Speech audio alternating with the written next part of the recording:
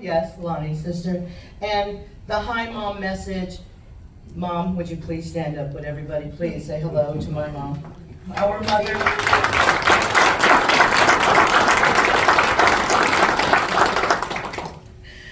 And of course, if any of you have been to Maui, and to Brent's point about the chickens, the roosters, I'm sure you've heard them going away in the background, right?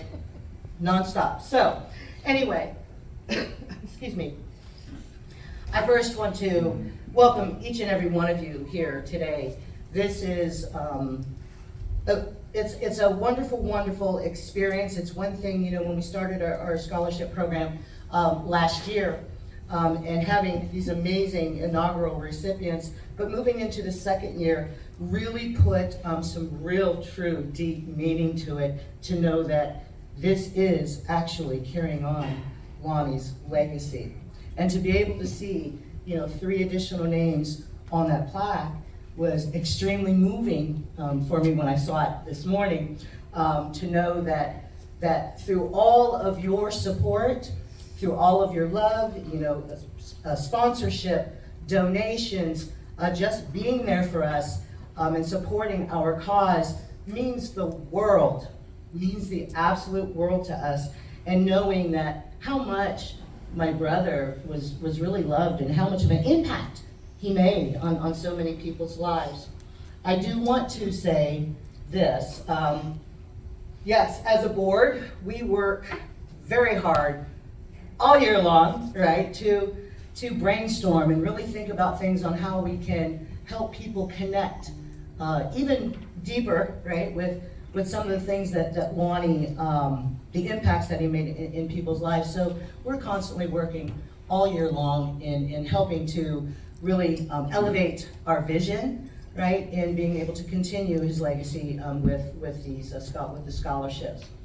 I do want to totally recognize and acknowledge 4 young men, our inaugural recipients. They understood the assignment. They understood, they got it. When we talk about excellence, drive, and achievement, they got it. They have been absolutely incredible representatives of the Larnette Winston Memorial Scholarship. So I want to ask them to stand. We have Braden. Do you tell me your last name again? LaFollette. Okay, Braden. We have Carter Wall, Caleb Klein, and Grant Parker. Could you please give them all? Thank you so much.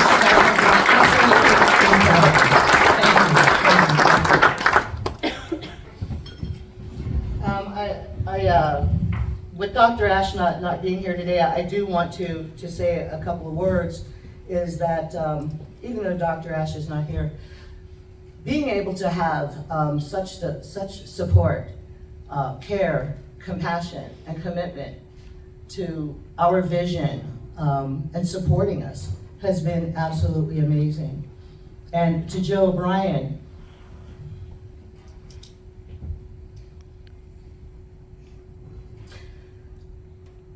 as this is your second time around, right, at SCC, just that helps me to understand your commitment and your care and your compassion, not only to these student athletes, but for students and their growth and being the best people that they can be.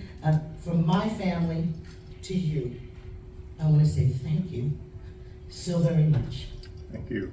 And now, can I ask you to come up and just say a few words?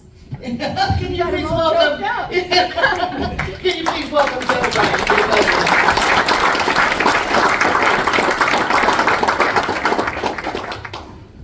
Thank you. You know what? I'm going to be in Vegas next month. All right, hey, give me a call. Oh, sorry, give me a call, right? Yeah. He's like, I'm going to be in Vegas next month. I got a former player going into the Hall of Fame, so I got to Oh, go. shoot, okay. I'd like to thank Lonnie's family and to the dedicated friends that are helping.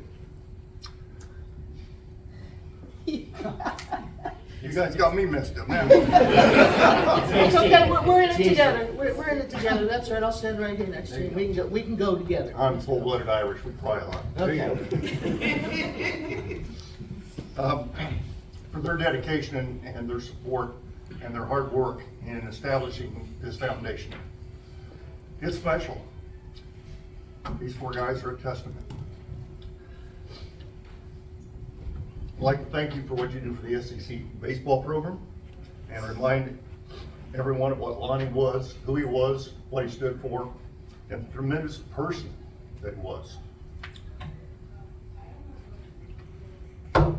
Sometimes being a head coach can be lonely. You need friends to know what you're going through, what you're dealing with. Lonnie was a friend. I came here a long time ago, 29 years ago, to be the basketball coach. We had 4 sports. So my friends around the athletic office were pretty limited. Had a volleyball coach, had a softball coach, and then Lonnie. Now we have 17 sports. There's a lot more people to go to. Now I'm supposed to be their boss, but that's a little different story. Sometimes, you know, as I said, being a head coach can be lonely. But Lonnie had a perpetual smile and a positive demeanor most of the time. I wasn't around him all the time. I wasn't at every practice. And I was envious. Most people thought I was never happy. We had one fan my second year when things weren't going very well, and Chuck can attest to this. I wasn't in a very good mood my second year. There were people that were already talking about, oh, let's fire him. He's not getting it done. But we got through it. Now Justin has the reins of the baseball program for like 20 years. I can't relate to that. The longest I stayed was here, and that was 8 years. I was moving, taking Amy all over the country. They were there from Miami, Florida to Pocatello, Idaho, and who knows where else in between. But I coached 8 seasons here, and that was the longest I stayed anywhere. Justin's been here 20. I don't know how much longer he's gonna keep doing this. He's pretty intense, and I love that. Earlier today, I was catching up on some news in the sports world because I was at 2 baseball games yesterday and 1 this afternoon. So trying to catch up on what happened this week. Earlier this week, I was in Texas for the national convention, National Junior College Athletic Association convention. Fortunately, early in my career, almost 50 years ago, I was a high school coach down in Louisiana. And I had a special student athlete. I was 23, he was 17. His name's Joe Dumars. Earlier this week, maybe yesterday, Joe left his role as the vice president of the NBA and went back to Louisiana to be the VP of the Pelicans. And I want to share a quote from his press conference. And this is his quote. "My vision is to build a disciplined team that is built on toughness, smart decision making, and a no excuse mindset." I don't know that I instilled that in him. I think his mother and his father and his 10 brothers and sisters probably did that for him. But he was a pleasure to be around. I share that quote from his press conference a couple days ago because I feel Justin Schulte has got a similar mindset and a similar philosophy. It's not easy being a member of the Blackhawk baseball program, but it's worth every second that you put into it. And I love watching this team play. As the AD, I get to assign who the on-site administrator is going to be at each home athletic event. So what do you think I did? I was a head baseball coach 3 times before I got my first head basketball coaching job. I didn't play baseball past my sophomore year because I got Osgood Slaughter and I grew 4 inches in 3 months. And I was a catcher. So that was over with. So I didn't know very much about baseball, but they made me the head coach. And I was living down in the state of Louisiana. And I faked it pretty good.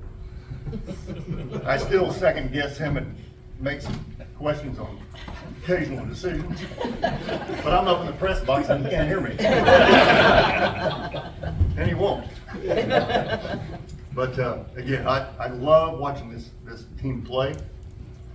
I'm not going to project what I think we're going to do because I don't want to bring them bad luck, jinx them. But we're 35-9 right now, I believe, and we're 19-3.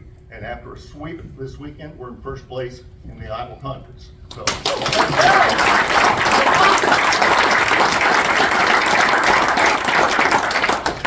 Thank you for the invitation. Thank you.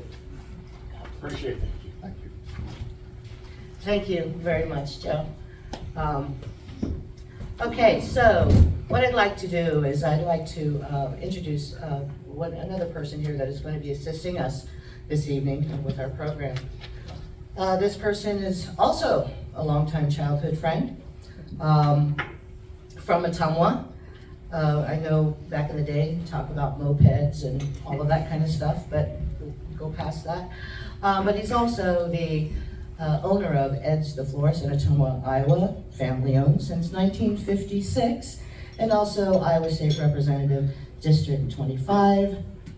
Welcome Hans Wiltz to the podium, please.